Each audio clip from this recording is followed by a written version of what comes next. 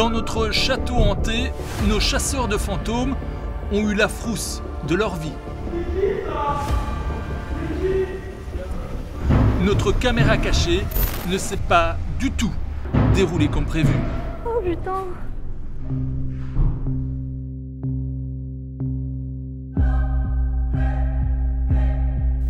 Ils se font appeler passeurs d'âme.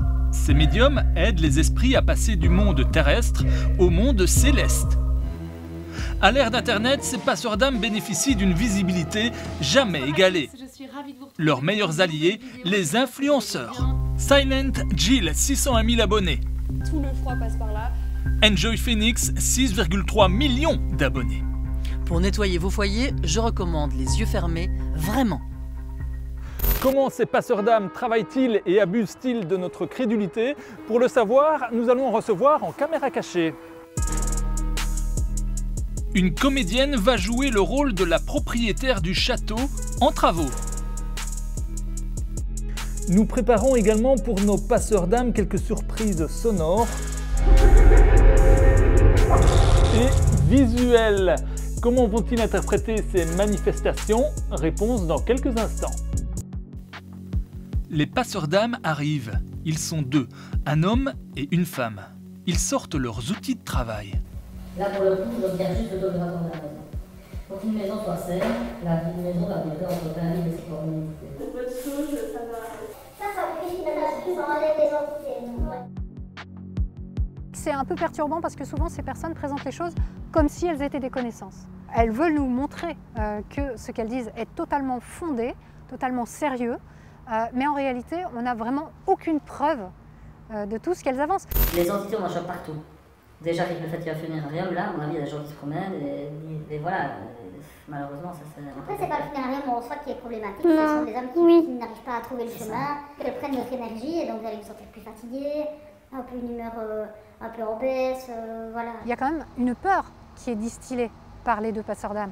C'est on a enlevé des mémoires négatives, donc ça veut dire qu'avant il y en avait. Donc si j'ai traîné dans cette maison, ben, peut-être que j'ai été accrochée par des mémoires négatives ou par des esprits négatifs qui m'ont attaqué.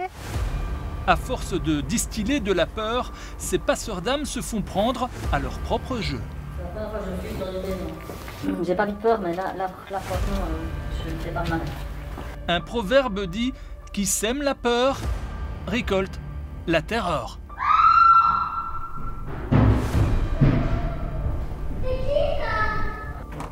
La passeuse d'âme est tombée nez à nez avec un membre de notre équipe.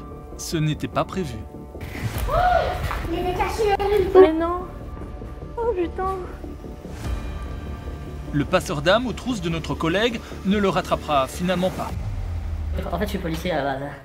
J'aurais pu l'arrêter, mais je l'ai pas fait parce Moi, que... j'aurais pu sauter dedans. Mais non, mais pas pensé. j'ai voulu lui sauter dessus, mais avec mon réflexe de policier, je me suis dit, bon, laisse-le partir, c'est pas grave. De toute façon, il a rien fait, il squatte juste en fait.